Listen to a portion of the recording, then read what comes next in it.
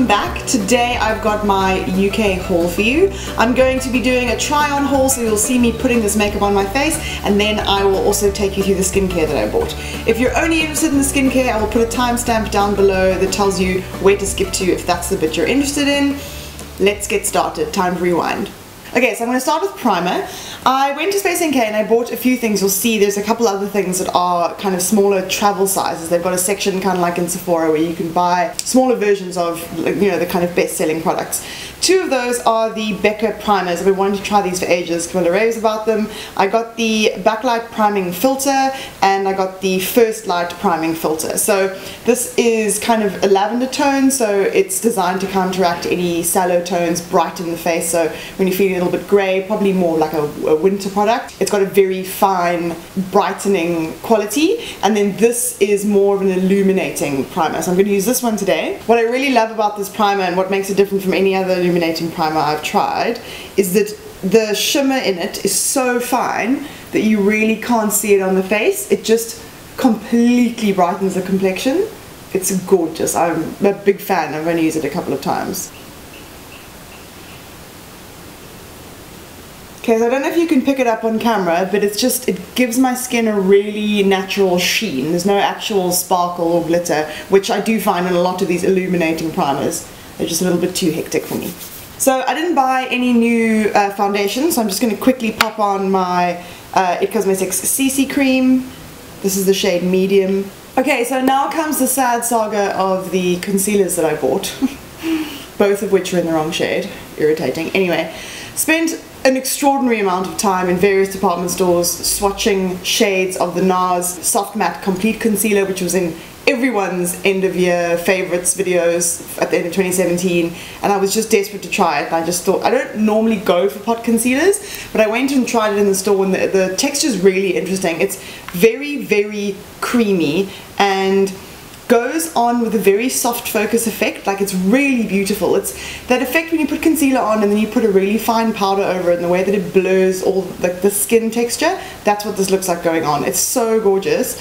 The problem is that the light in London is so blue that I've essentially got the colour match wrong. I even got a sample and tried it at home and wore it for a whole day. It looked perfect. And then I came home, put self-tan on my face, and was in bright South African sunlight, and it is literally grey on me. This is the shade Light 2 Vanilla. I think I should have gone for Creme Brulee because it's a little bit warmer in tone. I love it so much though, having used it only twice, that I'm going to repurchase the other shade. So Camilla will be getting this. It is so beautiful though, massively worth the hype, I must say. Then I also popped into Superdrug, and I had heard that these Revolution Conceal and Define Full Coverage Concealers were dupes for the Tarte Shape Tape. So they're only £4, so I thought I'd buy two shades. Again, swatched them in the store, but there were only like 3 testers left of quite a wide range of shades, and I managed to pick up 2 really dark ones, so C8 and C9. On the upside though, C8 is a perfect match for my skin when I do have self-tan on, so I use it on days when I don't want to wear a full face of foundation. So I'll use it under my eyes, around my nose, on my chin, and a little bit on my forehead, and just blend it out, and what it does is give me a little bit of coverage without having to wear like a full face. So it's actually coming in quite handy, but what I'm going to do is also try and get hold of the lighter shades. I think, having seen some swatches now, C6 is probably going to be right for me. So can't show you these, but I must say I really like them. Katie from Lustrelux actually just did a video on these. She swatched I think 6 shades and used a couple on her face, and she was raving about them as well, so that's a really good video if you want to go and have a look.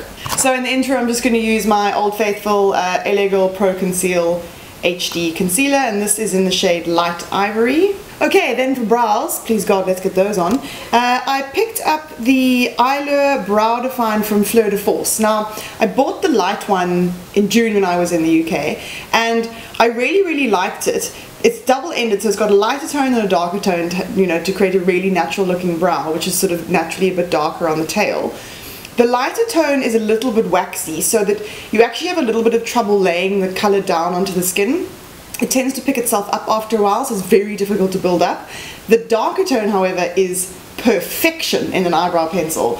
So what I did this time was I went and bought the medium tone. Like I said, this was the light, and I'm happy to report that both sides of the medium tone are that same really, really good, perfect amount of waxiness and pigment formula.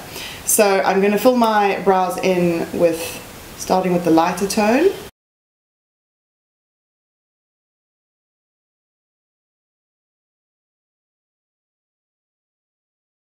I obviously also bought loads of backups of my Archery brow pencil from Soap and Glory because it is my fave, but I really like those. I think those are awesome. I wish they had those in South Africa. Okay, back to the skin. I also found this in Superdrug. It's from Tanya Berg Cosmetics, which generally speaking doesn't appeal to me. I'm not really the target market, I'm too old. But I saw this and it occurred to me that it might be a nice dupe that's obviously more affordable to the Smashbox contour sticks that I really love. So this is the shade Medium Dark. What's really nice about this, and it's different from the Smashbox one, is it's quite sheer. So actually what I've been using it for rather than contour is I've been using it as a cream bronzer. Because it is that little bit warm. I'm not sure that it would really make the perfect contour shade, to be honest. So I'm just using it as a cream bronzer. And it's a nice chunky stick, so it's really easy to use. Blends out beautifully, as you will see. It just doesn't look too heavy, which is nice. I love cream products like this, especially in summer. They just look so much more natural on the skin. So yeah, there you can see it's very subtle. Okay, and then I placed a little order with Glossier. You will see the skincare of that order later in this video. This is the Cloud Paint in the shade Dusk. It's my favorite tone of blush in that it's one of those really nudie, kind of rosy brown shades. What's really nice about this formula is it's quite pigmented. You need the tiniest amount. That's how much I've got on my finger. And it's also very sheer. So it blends out beautifully into almost nothing. So if you are a kind of barely there blush girl like me, this is gorgeous. And they have 4 shades, all very wearable, easy to wear, and they also blend together very well, so you can kind of mix and match them. Again, very natural looking on the skin. Perfect if you don't like to look like you're wearing makeup. Then another thing that I found in the little mini section at Space NK was a little travel size of my favorite Hourglass powder, which is Dim Light. I've got this palette, which I got a couple of years ago. This is the original ambient lighting edit. And Dim Light is this one here, so one I've caused the most damage in. I use this palette a lot, I absolutely love it, but it's not overly practical to travel with. So I thought this is actually a much more travel friendly size, and I love the powder, I will use it to death. So I'm just going to pop a little bit of that. Again, very subtle.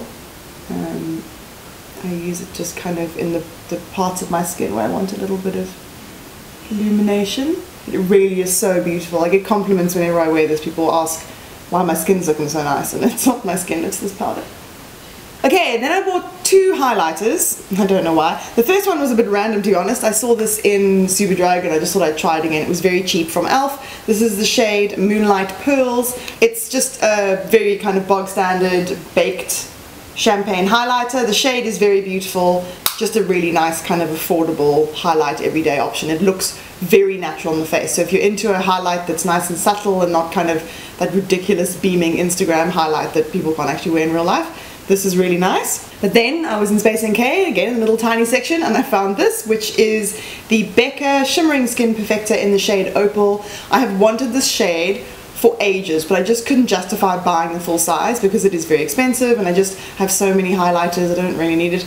But again, I thought this is a really good little travel product, and this pan size will last me forever. I don't use that much highlighter. So I'm going to pop that on. This is the Zoeva Luxe Powder Fusion brush, which I got recently and I absolutely love. Oh, yes. Ooh, it's really glossy looking. It looks so beautiful. There we go. I love the tone. It's just, again, perfect for my skin tone. I do have a split pan of Champagne Pop and one of the blush shades called Flower Child. I love the blush. Champagne Pop is super gold. I don't, like, there's so many pale skinned Instagrammers and YouTubers who use it and rave about it, but on me it's, I mean, I've got medium tone skin, it's so gold. So I've actually never even used it, but that is killer. Now for eyes, I found this at And Other Stories, one of my favourite places to go in London. By the way, I will do that post for you about the places to shop for beauty in London. I promise it's on my list. This is the eye colour cream and it's in the shade Sisal Crimson. As you can see, it's just a beautiful warm toned kind of rusty brown, and it's a very nice formula. It's really smooth and creamy, goes on very easily, and as you can see, packs a real punch. It doesn't crease and kind of leave a bald spot. I mean, it does wear, so you do kind of get a little bit of disruption from blinking, and I've got a very, very oily eyelid, so it kind of gets worn in, but it never looks creased, if that makes sense. So it actually wears pretty well and sets down completely. It's so beautiful. Right, now for mascara, I bought two. One of which is the Maybelline Total Temptation Mascara. That's the one I'm going to use today. This is rad. So whenever this launches in South Africa, I'm sure it will soon if it isn't in the shops already, give it a shot. It's really, really good. There's a lot of hype online about how it smells like coconuts. I mean, it smells like synthetic coconuts, and to be honest, I don't need my eyelashes to smell of anything, quite frankly. So, I mean, that's a little bit of a gimmick. The mascara itself is phenomenal. It transfers to my brow bone sometimes very lightly if I don't have any eyeshadow on. So if it's just kind of on the bare skin. It's because my lashes are quite long, and when I curl them they do hit the brow bone a lot, so I get that with some mascaras, but it's very, very slight. It's way worse with the Lancome Monsieur Big Mascara. Amazing, but it just transfers so badly on me. This is completely manageable. I love it. The other mascara I bought, I haven't tried yet, is the L'Oreal Paradise Ecstatic. So it's the Lash Paradise mascara. It's based on the Too Faced Better Than Sex mascara. It's the exact same wand. For all intents and purposes, apparently it's very similar. Like I said, I haven't tried it. I've never tried Better Than Sex, but I'll let Camilla give that a shot and she can tell us if it's the same. So what I like about this mascara is, A, it's very, very black, and it builds volume very quickly. So I only ever really do 2 coats, and even 1 coat is more than enough for day to day. There you go, you can see that's 1 coat. It's really good. And then on the bottom lashes I just use my Old Faithful number 7 Stay Perfect mascara. Okay, and then last but not least, a lip product. Treated myself in the airport at duty free. This is the new YSL Tatouage Couture Matte Stain. This is the shade 7. It is the perfect nude. And I'm not normally one for a stain. Like, I suppose I've never really had a nude one, but what's so great about it is it wears down so beautifully. So you put it on and 5 hours later it's still there. The texture is very thin, but it's also matte, but it's not drying, and it also layers very, very well on top of lip balm, so you don't have to use it just necessarily on dry lips. It's such a beautiful product. It wears so well. It's got an amazing applicator. You'll see now when I put it on. It's flat and it's got a kind of angle on the top, so it makes going around the sort of curves of your lips really, really easy. And the colour is sensational. If Camilla doesn't buy this in the next week, I'll be very surprised. I'm going to. See? No lip liner, absolute perfection, goes with everything. I can't recommend this enough. I mean, not normally one for recommending super expensive lip products. I've got the odd Tom Ford lipstick, but I don't generally buy them. This is worth every penny. Okay, so that's it for the makeup that I bought overseas. Now I'm going to head into skincare. One of the first things I bought was from Urban Outfitters. This is the Mario Badescu Hit Refresh Kit. I essentially was going to buy the enzyme cleansing gel, and then I saw this kit that had 3 of his products for a really good price. This was £17. So you get a really decent size of the cleansing gel, which should also be great for travel, so that's really nice. I can't wait to try that. And then also in the kit is the Botanical Exfoliating Scrub, also really handy travel size. And the facial spray with aloe, cucumber and green tea, another product that I really wanted to try from the brand. So you can get Mario Badescu here, so I'm very interested to try these and see if anything becomes a kind of holy grail. Also from Urban Outfitters, I got this. This is the Ingredients brand egg cream mask. I bought the egg cream mask from a brand called Too Cool for School from Selfridges the last time I was there, and it was amazingly moisturizing. So I saw this and I wanted to try and see if it compared. Anyway, so I'm interested to try that. Then I hit up the Ordinary shop in Covent Garden and went completely wild. My shelf of Ordinary products is completely out of hand at this point. I am going to do an updated review because I've tried a lot more products now. It's been fairly hit and miss, to be honest, but I have found some things that I'm really enjoying. So Deciem, which is the company that owns The Ordinary, also produces a brand called Hylamide. This is the most amazing hydrating serum in the world. It's my favorite one. Camilla also loves this. This is easily my 5th or 6th bottle, so I just repurchased that. I use it almost every single day. And then like I was saying, my skin really loves salicylic acid. This is The Ordinary's 2% salicylic acid. I used to use a 2% product from Paula's Choice, but they pulled out of South Africa about a year ago, which is very sad and frustrating. But that product also was fairly pricey. So when I saw that The Ordinary did essentially the same thing, I was very excited. This was, I think, £4.50, which is just ridiculous. Okay, next from The Ordinary is a product that I'm hoping will replace a much more expensive thing that I have in my skincare routine. I've been using the SkinCeuticals antioxidant serums. At the moment I'm using Floritin CF. It's great. I have got nothing against SkinCeuticals. I think it's an amazing brand, but it can be very difficult to part with more than 2,000 Rand for a serum where you can't actually see the results. It's kind of an investment product. You only see them down the line when you use antioxidants. So I struggle to find the will to spend that kind of money. And The Ordinary have come out with a product which is 3% resveratrol and 3% ferulic acid. So it's kind of similar to the Floritin one and the CE Ferulic, which is also amazing.